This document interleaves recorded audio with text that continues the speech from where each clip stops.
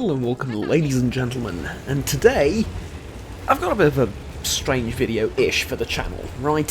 So, we're back in World of Tanks. Yes, it's that tank game again, and, well, that tank game is kind of the topic, not just World of Tanks, but the sort of attitude towards it, right? First of all, nothing unusual for a light tank right there. Look, if you're going to play music in the background while playing World of Tanks, make sure you set your playlist before entering the battle. Anyways, we have a nice little battle on Airfield here today for you in the AMX 1375. Did I have to look it up? Yes, I forgot the last two numbers.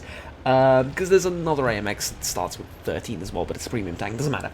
Anyways, it's a game that I seldom play on the channel, mostly because, you know, you guys don't really seem to like it, and it's not, well, it's kind of a polarizing game, right? People either play it, and you don't really like this game. You play it and you pay thousands of dollars for it, and, you know, some people don't, but it's all a matter of personal choice. But, you know, you play and you pay money for it, but you don't really love it, it annoys you, but you still play it every day, or you despise it. It's quite polarizing. I've been thinking about, you know, sprinkling in some replays here and there, but perhaps I should get a little bit more regular with my, you know, other uploads before I add games. Anyways, back to the point of the video. And as we approach our first position here for some aggressive spotting, that is that this game isn't that bad, right? What do I mean by that? Well, it gets a bad rap, right? What I mean is, essentially, go to any Twitch stream about World of Tanks, go to, I don't know, a few YouTube videos discussing the game, and you're going to find a plethora of criticism. The business model is kind of scummy. Free to play the game is perfectly playable, even in a competitive way. If you don't spend a single cent on the game, you can still have quite a bit of fun in it, and you can still be competitive in a lot of vehicles. However, you know, the amount of fun you're going to have drastically increases the moment you spend money on your first premium tank or your first two premium tanks, and the reason for this is basically just it reduces the grind and makes the game actually, you know, the credit grinding and everything a little bit more reasonable. But that said, with all the criticism of the RNG, the balance, the terrible map design on some maps, and I'd like to point out, this is all valid criticism, right? Some of the maps are terrible. Hell, Airfield, the one we're playing on, isn't that terrible compared to a few other ones, but it's not really that good. I mean, in my opinion, your opinion may differ if you play the game, but in my opinion, I have no idea what this Super Hellcat is doing, by the way, but I won't complain. The game could be a heck of a lot better with a little bit more effort from Wargaming. You know, a little bit more quality control, a little bit more effort into making the game better rather than making more money. I think the game could be even better. I use that word way too many times in that sentence, I apologise. Anyways, my point being, all the criticism that you'll hear about it is perfectly valid. Some of the tanks are unbalanced, some of the tanks are completely useless. Tiger 2, IS-4. Hell, IS-4 is even playable. Tiger 2 is completely terrible. And that's some of the more popular ones, you know, some of the paper tanks that are useless, and some of the lower tier ones I'm not even going to mention, but, you know, the ones that most people will recognise without having previously played the game. Those tanks are utterly useless. They're terrible. But, with all of that said, the game isn't bad. It's with all these flaws and lacks that a lot of people still keep coming back to it and still keep paying tremendous amounts of money. Hell, right now, when it's the middle of the night, I think there's around 100,000 players on the EU server. Like, name a game that has 100,000 players playing it right now. Okay, you can find a few. How many of them are older than a year, right? World of Tanks is 7, 8 years old, 9 years old. If you count the beta as well, it's just, I don't exactly know when exactly. Try again. I don't precisely know when it was exactly released off the top of my head, but it's old, and people still play it, and people still pay money to play it, right? Hell, I've spent an embarrassingly large amount of money on the game, and why did I not shoot the T-34B here? Huh. I think I was just trying to get away from it as quickly as possible. Anyways, I'm doing something more important than just trying to get after the Ferdinand. If I'd stopped there, I wouldn't be able to get to the Ferdinand up on time, so I suppose that's fair enough. And one for the team. Alright. Let's reload here before we dive into the Ferdinand meatball. Anyways, yeah, so it really isn't that bad. What are some of the sort of, I guess people, nowadays especially, but I think people in general don't talk about this quite often, or occasionally even at all, in some situations, or in some examples. What's the good bit? What's the good point? What's the quality? What's the bright side of the game, right? Well, competitive, right? It's extremely competitive. I compared it to chess sometimes in terms of its complexity to an extent, but also. Now I'm gonna have to load up another replay, and this is my well, one of my newer tanks, the T10, or actually it's the IS-8. Don't believe what the game tells you, and it's in the game files. It's called the IS-8. It's a fun little Easter egg, I suppose. Anyways, so not only in terms of its complexity, but in terms of the sort of entire competitive spirit of the game, I suppose, as well. Now, even chess isn't perfectly balanced, right? The white pieces have a significant advantage. Now, obviously, those alternate, you play with the whites one, and then you play with the blacks. But even chess is dependent on RNG, because depending on how what the format of the tournament is, or what the format of the games are that you're playing with your friends or family or whatever, it will depend on RNG who's going to start first with the whites, and that player will have an advantage, right? So even a perfect game like chess isn't perfectly balanced, and it has its. Mind you, it's not really a problem, I suppose that's more of a feature, but still, even that is, I suppose, a little bit RNG dependent, or there's an element of luck and randomness to it. Obviously, there's like a heck of a lot more when it comes to World of Tanks. I think the games like battles nowadays are like more than 50% luck. Teammates, how your armors are going to work, how your shots are going to land, how your shots are going to do damage, all of this is just all luck, right? Unless you don't aim with the Russian gun and yell Russia while firing it, then then it's obviously no luck, because it will hit every time 100% of the time.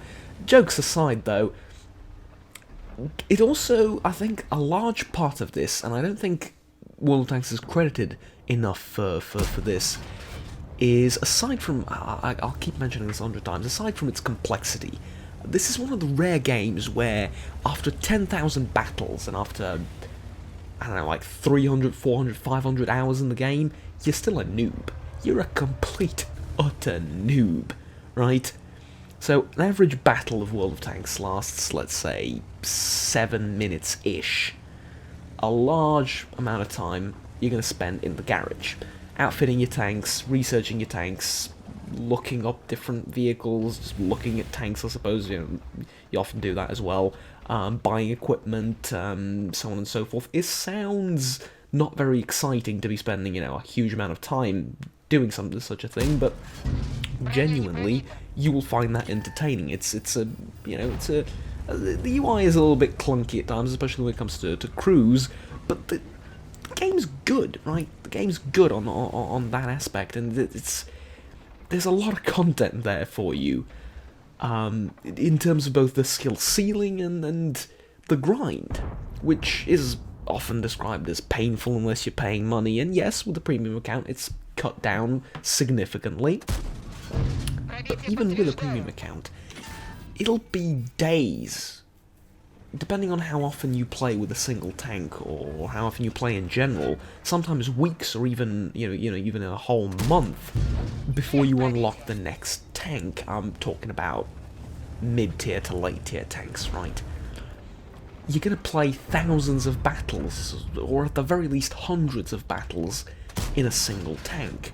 Obviously, this will depend on things like your premium account, boosters, which have nothing to do with money, though you can buy them, but you can earn tons from just logging in daily and playing missions and playing on events and stuff like that. So obviously it'll depend on that, but there's a huge amount of variety there as well. For example, a streamer that I watch, Des Games, finished his grind of a tier 9 German medium tank in 20 battles. He unlocked the next vehicle, right? Whereas, for example, if I were to take the tier 8 French light tank, you're gonna need like 600 or 700 battles in that thing before you can unlock all the different vehicles that it leads to, and light tanks are generally a little bit slower to unlock, and so on and so forth. But yeah, the point being, the grind is actually kind of, although it can be annoying and painful, one of the things that keeps you coming back, because there's a sense of accomplishment, right? If you get a new tank every 5 minutes, then the previous one is no more special than the next 3.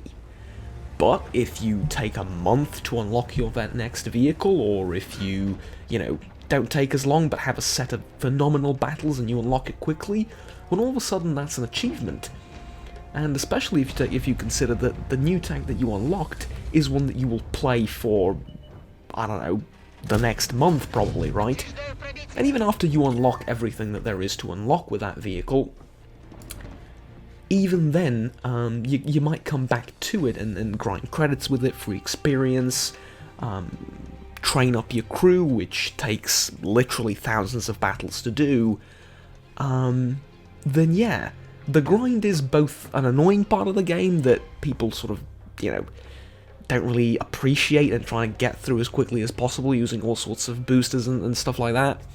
Boosters, by the way, might sound a little bit illegal in some other games. No, it's an in-game feature, right? You activate it, and for the next hour or 2 hours you gain more experience or more credits or whatever, depending on what type of booster you activate. Right, so the grinding is, although inherently negative, I suppose, with the word itself, here it's actually kind of a driving force for players to return, I want to believe, right? And it makes the vehicles feel special. It makes your time in the game feel more worthwhile. There's a sense of accomplishment. Same happens when you do well in a battle. Due to its sort of competitive nature and due to the, well, nowadays, highly random aspect of the battles, but ultimately, with most vehicles and in most situations, let's be honest, a fairly even playing field. Ha, World of Tanks even. I know, yes. But, ultimately it's 15 of your guys versus 15 of their guys, with a ton of RNG depending on, which team gets better players, which team gets better tanks, etc, etc. There's a ton of RNG there, obviously, but there is a sense of accomplishment when you win and when you do good in a battle, and it's not because you've paid money for the game, because if that were so, people would quit it, right? If I were to take a new player and give him $1,000, he would not be good at World of Tanks. He can have the best ammunition in the game, he can buy the best premium tank statistically, he's not going to be good in the game. Now, obviously, if I were to put him in a noob-friendly tank, he would do better than if I were to put him in a highly specialized vehicle. This is due to the nature of the vehicles, but he would not be good. It takes skill. Obviously, there are certain things that will work to your advantage if you pay real money for them. That's how the business model works. But with all of its flaws, it's still a highly addicting game, and it's still something that we keep coming back to, and criticize daily and curse at Wargaming for not fixing certain things, but we keep playing it because it's fun, because it's enticing, and because there's this sense of accomplishment.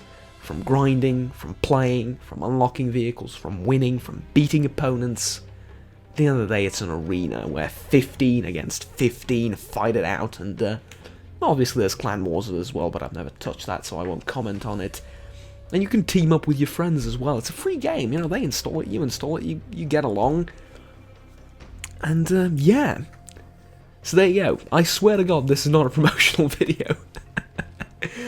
But, it has this sort of sense of accomplishment, I think, and soldiering on through some of the painful things that, I haven't found in other games, and I've played other games of the same type. I've played Armored Warfare, I've played War Thunder, and I fully appreciate that a lot of people playing War Thunder get this same feeling for a different sort of type of game, even though they're in the same genre, but War Thunder is very much different. And I know a lot of people transition from here to there, but, you know, that's a matter of personal taste and preference. I think the sort of same outlying things apply to War Thunder as well, but I don't play that nearly as much. I haven't played that nearly as much in the past to comment, so far I can tell you about this game. But, yeah. Anyways, my point being is if you haven't tried War Thunder or World of Tanks, give them a shot, because despite all the negative criticism behind them, there's actually a reason we still criticize them after all these years and still play them. That's about it. Thank you for watching. Have fun. Take care. Bye-bye.